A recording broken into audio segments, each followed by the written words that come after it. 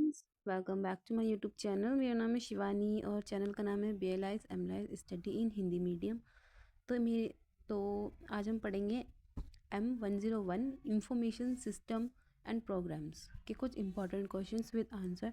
Time waste करे बिना चलते हैं क्वेश्चंस की तरफ। पहला क्वेश्चन है हमारा, ये PDF थोड़ा सा टर्न हो रहा है तो आप लोग बस इसको पढ़ लेना, ठीक है। पहला क्वेश्चन है हमारा, उपयुक्त उदाहरण देकर डेटा सेंटर की गतिविधियों और सेवाओं का वर्णन कीजिए। ठीक है, डेटा सेंटर की गतिविधि और सेवाएं बतानी है इसमें हमें। डेटा सेंटर क्या होता है वो भी हम बताएंगे इसमें, ठीक है।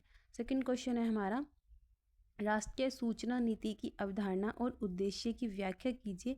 राष्ट्रीय सूचना नीति तैयार करने की प्रक्रिया और इसमें शामिल चरणों पर चर्चा कीजिए, ठीक है।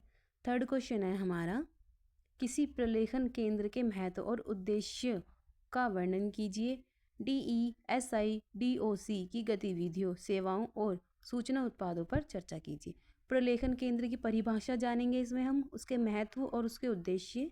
और DESI DOC भी एक प्रलेखन केंद्र होता है, उसकी गतिविधियां जानेंगे, उसकी सेवाएं जानेंगे और उसका सूचना उत्पाद पर उसकी चर्चा करेंगे हम, ठीक है।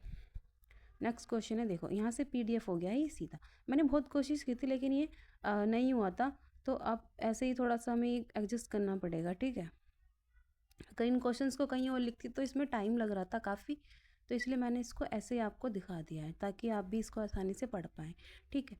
तो हमारा नेक्स्ट क्वेश्चन है, सूचना प्रणाली से आप क्या समझते हैं, ठीक है। INSPEC की गतिविधियों और सूचना उत्पादों की चर्चा कीजिए। देखो इसमें गतिविधियाँ और सूचना उत्पाद जानना है, सूचना प्रणाली क्या होती है वो हम जानेंगे इसमें, ठीक है।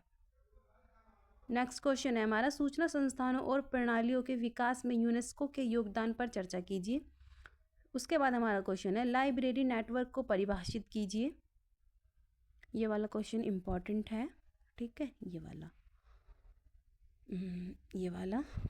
और ये वाला हमारा क्वेश्चन इंपॉर्टेंट है, ठीक है।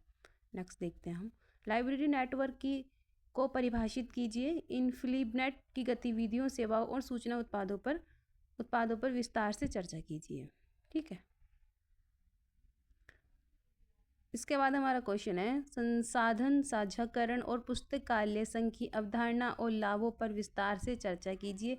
वैज्ञानिकों को ई संसाधनों तक पहुंच प्रदान करने में राष्ट्रीय ज्ञान संसाधन संघ की भूमिका पर चर्चा कीजिए, ठीक है जी, कर देंगे। नेक्स्ट क्वेश्चन है हमारा, विभिन्न प्रकार के सूचना संगठनों द्वारा प्रदान की जाने वाली विभिन्न प्रकार की पुस्तकालय और सूचना सेवाओं पर चर्चा कीजिए। उदाहरण देकर अपने उत्तर को विस्तृत कीजिए, ठीक है। उसके बाद ये हमारे फिफ्थ क्वेश्चन जो है, इस फिफ्थ क्वेश्चन में हमारा इंपॉर्टेंट क्या है कि ये जो शॉर्ट नोट्स हैं कभी कभी बड़ा क्वेश्चन के रूप में इसको पूछ लेते हैं, तो आपको ये शॉर्ट नोट अच्छे से पढ़ने हैं। अगर बड़ा क्वेश्चन इनसे बनता है तो आप कर सको, ठीक है। अब हम देखते हैं इन सबके आंसर्स, ठीक। तो ये है हमारे सभी क्वेश्चंस के आंसर, ठीक। अब देखो इसमें क्या करना है, ये हमारे आंसर, पहले क्वेश्चन का हमारा आंसर ये है, इसको समझेंगे हम, ठीक है। उपयुक्त उदाहरण देकर डेटा सेंटर की गतिविधियों और सेवाओं का वर्णन कीजिए। क्वेश्चन में हमसे पूछा था डेटा सेंटर होता क्या है, पहले हम वो देखेंगे। डेटा सेंटर वह स्थान होता है जब computer system, server, network device, storage, database तथा अन्य IT संसाधन सुरक्षित रखे जाते हैं। डेटा सेंटर का मुख्य उद्देश्य बड़ी मात्रा में डेटा को सुरक्षित रूप में संग्रहित, प्रबंधित और उपयोगकर्ता तक उपलब्ध कराना होता है। नॉर्मल सी भाषा में डेटा सेंटर वो होता है जहाँ बड़ी मात्रा में डेटा को एकत्रित किया जाता है, डेटा की प्रोसेसिंग की जाती है, डेटा की मैनेजमेंट की जाती है, ठीक है। और उपयोगकर्ता तक डेटा को पहुंचाना भी एक डेटा सेंटर का ही एक मुख्य कार्य होता है। इसकी गतिविधियां देख लेते हैं हम। गतिविधियां इंपॉर्टेंट है, आपको ध्यान से पढ़नी पड़ेंगी।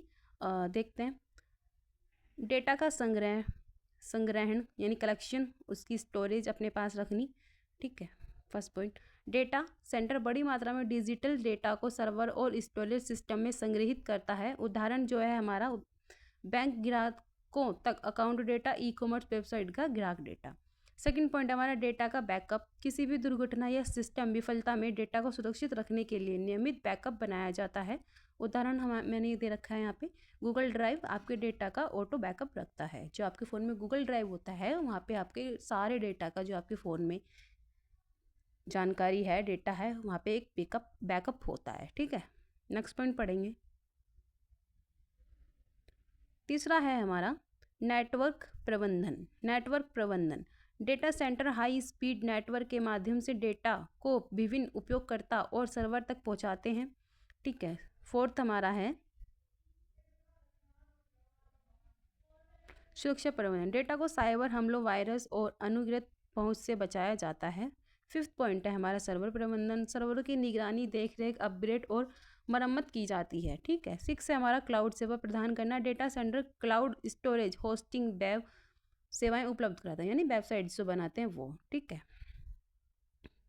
नेक्स्ट देखते हैं डेटा सेंटर की मुख्य सेवाएं। क्वेश्चन में हमसे मुख्य सेवाएं पूछी थी और पेपर में भी मुख्य सेवाएं ही आएंगी, तो इसको हम पढ़ेंगे ध्यान से। वेब होस्टिंग सेवा, क्लाउड कंप्यूटिंग सेवा। अगर ये आपसे याद हो जाते हैं पॉइंट्स तो बहुत अच्छी बात है, वरना आप सेवाओं में लिख सकते हैं डाटा की प्रोसेसिंग करना, डाटा को मैनेजमेंट करना, डाटा को एकत्रित करना और ये सब। ठीक है, सारे पॉइंट्स हम पढ़ लेते हैं एक बार। थर्ड पॉइंट है हमारा ईमेल सर्वर उपलब्ध कराना, डेटा सुरक्षा सेवा, डेटा बैकअप और डिजास्टर रिकवरी सेवा, नेटवर्क कनेक्टिविटी सेवा। ठीक है, निष्कर्ष हमारा है, एक बार हम पढ़ लेते हैं। डेटा सेवा आज के डिजिटल युग की रीढ़ की हड्डी है। वे डेटा का सुरक्षित भंडारण, तेज उपलब्धता, क्लाउड सेवा, सुरक्षा, बैकअप और नेटवर्क सुविधा प्रदान करके सरकार, कंपनियों, संस्थानों और आम उपयोगकर्ता को विश्वसनीय सेवाएं सूचना प्रदान करते हैं।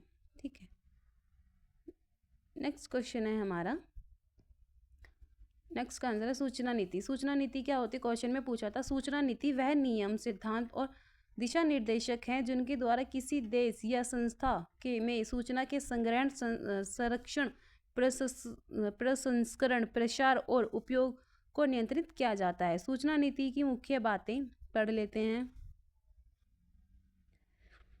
सूचना तक समान और न्यायसंगत पहुंच सुनिश्चित करना, सूचना के संग्रहण और संगठन और प्रसार के लिए दिशा निर्देश तय करना, गोपनीयता बनाए रखना, ज्ञान के मुक्त प्रवाह को बढ़ावा देना। और ये हमारा लास्ट पॉइंट है कॉपीराइट और बौद्धिक संपदा अधिकारों का संरक्षण। इसके उद्देश्य इंपॉर्टेंट है। ठीक है, सूचना नीति के उद्देश्य हैं सही सूचना सही व्यक्ति तक समय पर पहुंचाना, सूचना संसाधनों का कुशल प्रबंधन, सूचना प्रौद्योगिकी और डिजिटलीकरण को बढ़ावा देना, जनता, शोधकर्ता और संगठनों को गुणवत्तापूर्ण सूचना उपलब्ध कराना। ठीक है, तो आई होप ये क्वेश्चन आपको समझ आएगा। देखते हैं हम नेक्स्ट आंसर, देखते हैं हमारा क्या है।